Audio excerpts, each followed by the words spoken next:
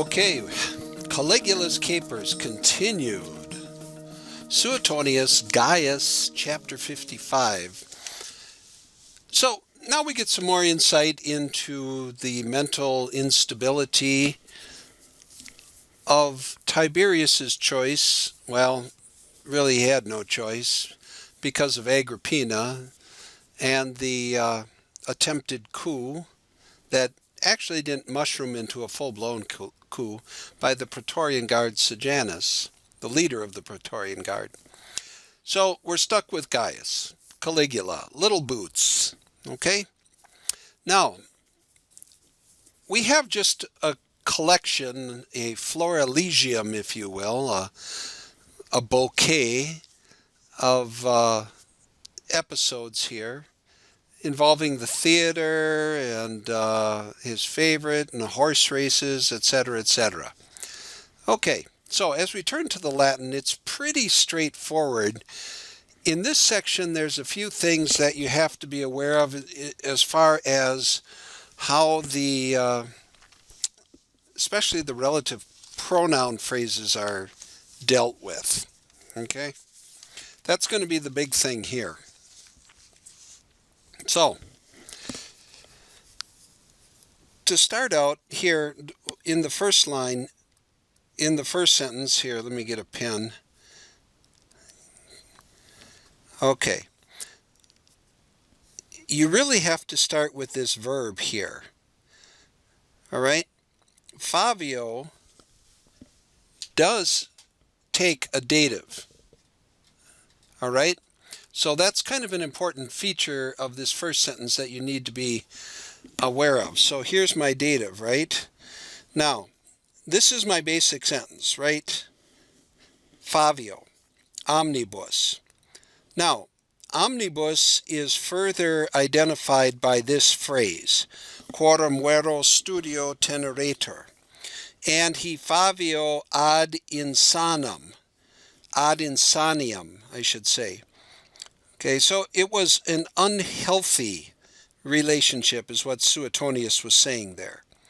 And now this is kind of the controlling sentence. Now, to the point of insanity. Yeah, well, the first one we mentioned here is menester, a pantomime. Okay, but notice what case both of these are, right? What case are these? So you can't start there. That's not the subject of the sentence. Okay, otherwise it's pretty straightforward. So menester is one, and then the other one that he favit ad insaniam, of course, is incitatus. All right, incitatus, right? Equo. So these are going to be exhibits A and B as to support the thesis here in Book 55 of Suetonius that he favored people and things to the point of insanity. So the first one is menester, the pantomime. Now, osculabatur, and oscula, well, don't think of this as a deep kind of passionate kiss. These are like little pecks on the cheek. You know, the French still kind of do this. That would be an oscula, right? When you greet somebody, you kiss this cheek, then that cheek. But it was just weird.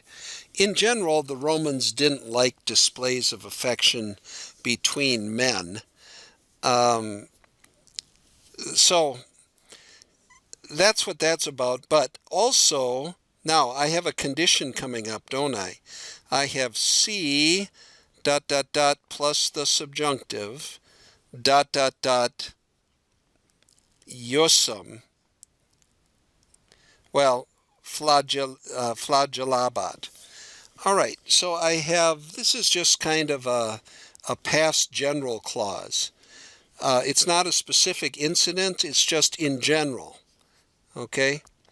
Now, saltante eo refers back to menester, the pantomime. Okay, so a little ablative absolute there. But here, qui is definitely indefinite. Okay? If anyone who is kind of the idea. And then we jump to our verb. Even lewiter, so the slightest disturbance, yosam, okay? Yosam detrahi and mano sua. Sua. Now that's an interesting little detail because it refers to the emperor himself. Okay? Now, here's another example, okay, how he defended those he loved to the point of insanity. So, poor guy here, we're going to switch color to green, right? Here at the second sentence. Now, why is this all dative? Okay? Well, start here, denuntiavit. This is my main verb, okay? That's going to control it, okay? So, abirit here and preferavit, or preferitque, abirit, come on, I need the yellow pen. Okay, abirit, 3 times the charm, right? Okay. Yeah, whatever. Abirit here and preferitque, those are subjunctives, okay? And so what we really have here, okay, well, I'll ask you that tomorrow in class. Why are they subjunctive? All right, abirit. Now, this whole dative clause is he denounced, and just take that as a straight up dative. Now, I've mentioned per before, and a lot of times this can function in the sense of instrument or agent. So I would say through a centurion. So he sent a message through a centurion. Okay? And it's interesting, the punishment here, it's not really violent, it's just he condemns him to be a nobody is really the point of it. Okay?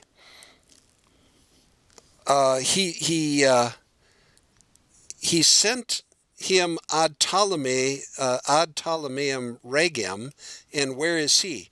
In Mauritanium. And what did he send him with? Codicillos suos. Okay? And then an exemplar of which, of what? Of codicillos suos. Okay? And here we have a direct quote apparently taken from one of these little official letters. And this is what he told the king. Now, where is Mauritania before we go any further? Mauritania, well, today we would call it what? Morocco? Tunisia? Right across from the bottom of Spain, through the gates of Hercules is what they called it then. You know, the opening of the nearest point to Africa. On the other side is Mauritania. Portugal was called Lusitania, but Mauritania was North Africa. So it's not Ptolemy over in Egypt, but he's in Mauritania. So this is really a no man's land either. I mean, to be sent to Alexandria in Egypt, that wouldn't have been so bad.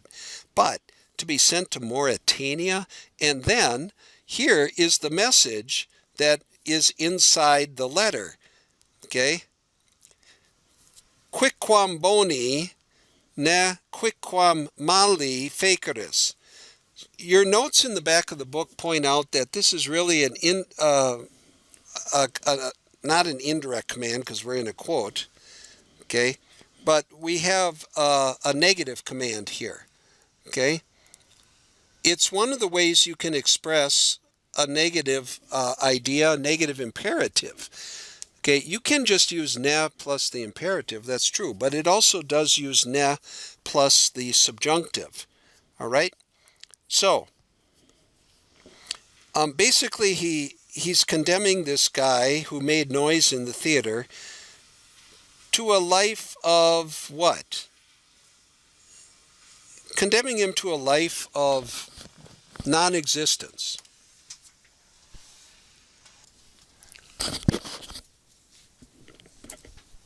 Just a nothingness. He's just there. Okay? Nothing good, nothing bad, he's just there. That's kind of the point of it. All right, now we also get a little insight into the gladiators. Here we have the Thracians. Oops, I wanted yellow again. Subliminally I'm doing purple and gold. I understand that, but why is this not taking?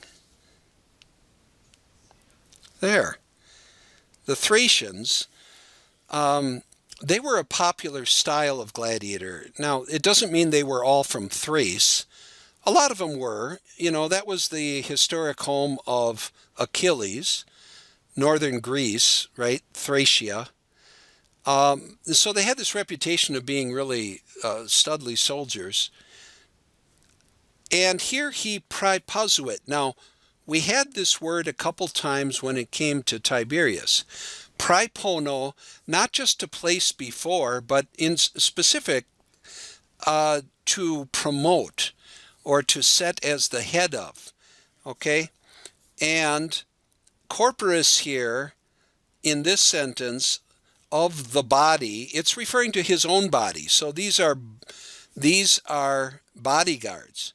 So praeposuit trices quastum, okay, and praepanes, probably because of we have this case, the ablative case. So I would translate that his German bodyguards. It really says over the German guardians of body. Okay, but that's what he's talking about, his own body, the bodyguards. Now we have another technical term here, and you don't even really have to translate it or find a translation. You had the Thracians, that was a style of gladiator. So was this one, the Myrmiliones.